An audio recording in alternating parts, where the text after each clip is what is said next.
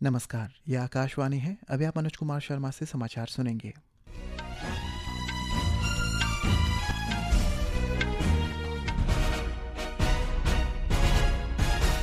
पहले मुख्य समाचार।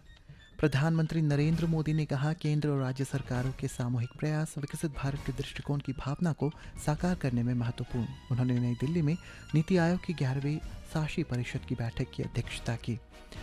सूचना और प्रसारण मंत्री अश्विनी वैष्णव ने कहा, सरकार सीमावर्ती क्षेत्रों में आकाशवाणी और दूरदर्शन की पहुंच मजबूत करने के प्रयास कर रही है। राजस्थान के जैसलमेर में 20 किलोवाट के एफएम ट्रांसमीटर का उद्घाटन किया। मुख्यमंत्री पेमा खांडू ने प्रधानमंत्री नरेंद्र मोदी की एक्ट ईस्ट पॉलिसी की सराहना की। कहा, इस नीति ने अरुणाचल प्रदेश को सिर्फ एक सीमावर्ती राज्य के तौर पर नहीं, बल्कि भारत के रणनीतिक गेटवे और सांस्कृतिक सीमा पर तौर पर पहचान मिली है। अरुणाचल प्रदेश के पर्यटन मंत्री पीडी सोना ने विधायक और सलाहकार मिपू मोहिक के साथ नई दिल्ली में केंद्रीय पर्यटन मंत्री गजेंद्र सिंह शेखावत से मुलाकात की। गृह मंत्रालय ने अरुणाचल प्रदेश लोअर सुबनसिरी जिला स्थित सेंट क्लैरेट कॉलेज 0 के सोशल वर्क विभाग में आईपीएस अधिकारी रॉबिन हिबू को प्रोफेसर ऑफ प्रैक्टिस के तौर पर नियुक्त करने की मंजूरी दे दी है। अमेरिका के हमलों के बाद ईरान ने हॉर्मुज जलडमरू मध्य को बंद करने की घोषणा की और फीफा विश्व कप फुटबॉल टूर्नामेंट का आज रात मेक्सिको सिटी में शुभारंभ। अब समाचार विस्तार से। प्रधानमंत्री नरेंद्र मोदी ने कहा है कि भले ही दुनिया अनिश्चितता और अस्थिरता के दौर से गुजर रही हो, लेकिन भारत आत्मविश्वास और दृढ़ संकल्प के साथ अपने चरम पथ पर चल रही है।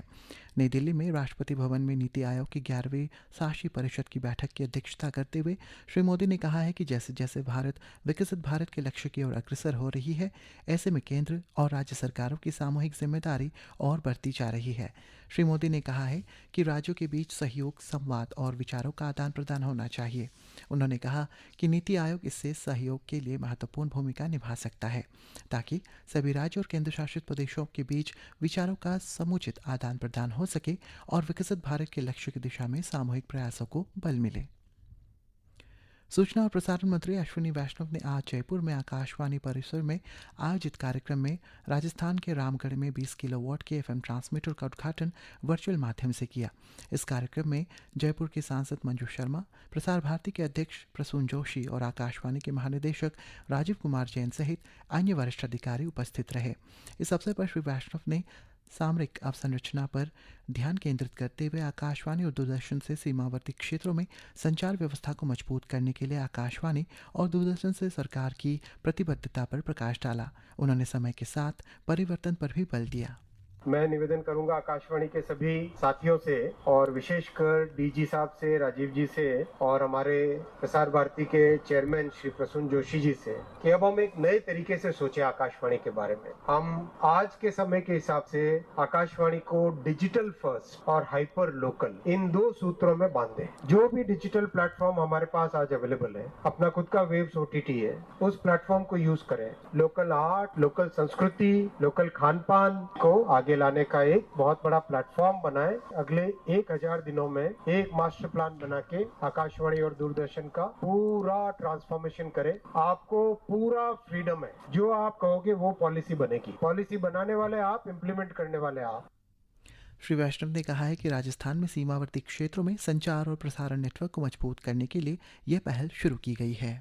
करीब अपने 450 स्टेशन है पूरे प्रदेश में, उसमें से 200 स्टेशनों का काम करीब करीब पूरा होने को आया है। तो ये काम जो कि जन जन को, जैसे श्रद्धेय अटल जी ने प्रधानमंत्री ग्राम सड़क योजना बना के गांव गांव तक सड़क पहुंचाई थी, वैसा ही आज हमारे देश के यशस्वी प्रधानमंत्री श्री नरेंद्र मोदी जी छोटे से छोटे स्टेशन पर भी अच्छा काम करने के लिए दिन रात लगे। बड़े स्टेशनों का काम तो अपनी जगह है, मतलब जयपुर में एक तरीके से लोग आते हुए स्टेशन को भी देखेंगे, जैसे हवा महल देखने जाते हैं, वैसे ही ये भी एक टूरिज्म का अच्छा अट्रैक्शन बनेगा और जनता को बहुत बड़ी सुविधाएं होंगी।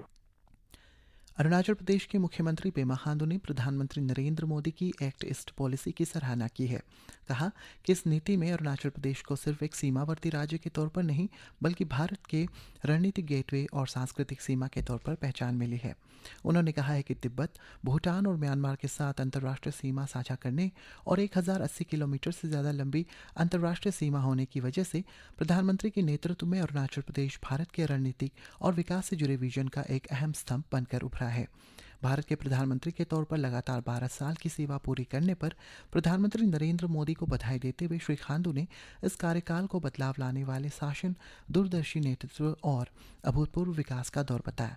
इस दौरे में अरुणाचल प्रदेश और पूरे पूर्वोत्तर क्षेत्र की दिशा में को पूरी तरह से बदल दिया है।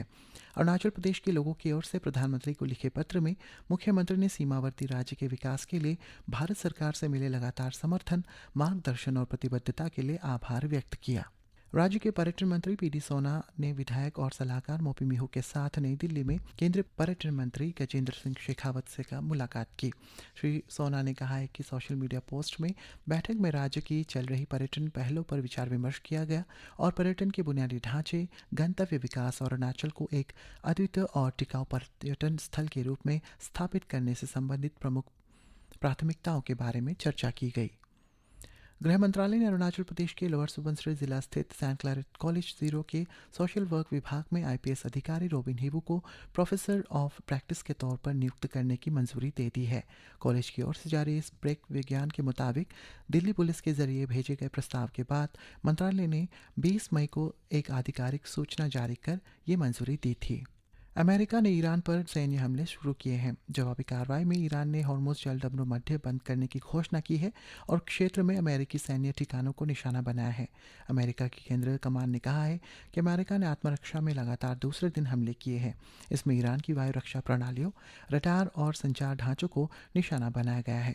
हमारे संवाददाता ने बताया है कि ईरान की मीडिया ने बंदर अब्बास, कैशिम द्वीप, मिनाब और सिरिक सहित कई स्थानों में विस्फोट की सूचना मिली है।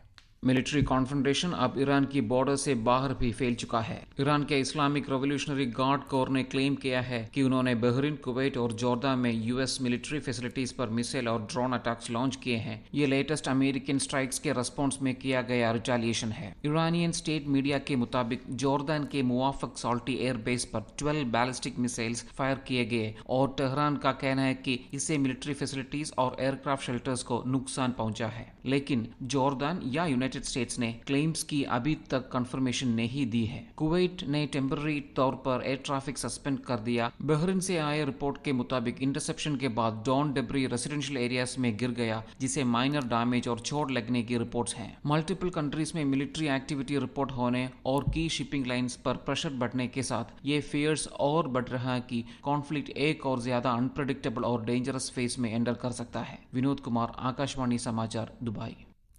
सरकार ने साइबर अपराधों द्वारा सुरक्षा प्रणालियों और वित्तीय बुनियादी ढांचे पर बढ़ते खतरे को लेकर चेतावनी जारी की है। एक रिपोर्ट। गृह मंत्रालय के अंतर्गत भारतीय साइबर अपराध समन्वय केंद्र द्वारा जारी चेतावनी के अनुसार साइबर अपराधी वित्तीय और व्यक्तिगत धोखाधड़ी के लिए एआई द्वारा डीप फेक वीडियो का तेजी से दुरुपयोग कर रहे हैं। आमतौर पर साइबर अपराधी social media platform, job portal, dating platform या फोन कॉल के माध्यम से संपर्क करते हैं। सरकार ने फिनटेक कंपनियों सहित वित्तीय संस्थानों को डीप फेक का पता लगाने के तंत्र को मजबूत करने और ग्राहक ऑन बोर्डिंग प्रणालियों को बेहतर बनाने की सलाह दी है। नागरिकों को सलाह दी गई है कि वे अपने बायोमेट्रिक डेटा को सुरक्षित रखें, संदिग्ध लॉगिन प्रयासों के प्रति सतर्क रहें और वित्तीय गतिविधियों से संबंधित ईमेल या एसएमएस सूचनाओं की नियमित रूप से निगरानी करें। यह भी आग्रह किया गया है कि वे किसी भी संदिग्ध वित्तीय लेन देन की सूचना राष्ट्रीय साइबर अपराध रिपोर्टिंग पोर्टल के माध्यम से तुरंत दें। समाचार कक्ष से जया भारती।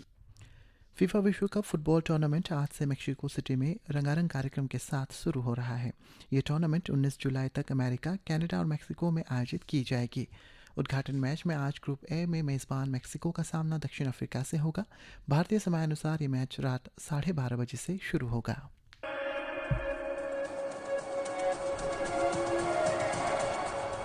फीफा विश्व कप का ये अब तक का सबसे बड़ा संस्करण है। इसमें पहली बार 48 टीम भाग ले रही हैं। पहले के संस्करणों में 32 टीम शामिल होती थी। मेजबान देश अमेरिका, कनाडा और मेक्सिको को विश्व कप में सीधे प्रवेश मिला है। ये विश्व कप इतिहास के सबसे चुनौतीपूर्ण विश्व कप में से एक होने की भी संभावना है, जिसमें टीमों को 3 देशों में कठिन परिस्थितियों का सामना करना पड़ेगा, जिनमें लंबी यात्राएं, बदलती जलवायु और बदलते समय क्षेत्र शामिल हैं। विश्व कप के इतिहास में अब तक Brazil, Italy, Germany, Spain, Argentina, England, France और उरुग्वे ने फीफा ट्रॉफी जीती है। अन्य 45 टीमों ने 2 वर्ष लंबे क्वालिफाइंग अभियान के जरिए अपनी जगह बनाई है। टूर्नामेंट में 12 ग्रुप हैं, प्रत्येक ग्रुप में 4-4 टीमें शामिल हैं। इसी के साथ ये समाचार बुलेटिन समाप्त हुआ। नमस्कार।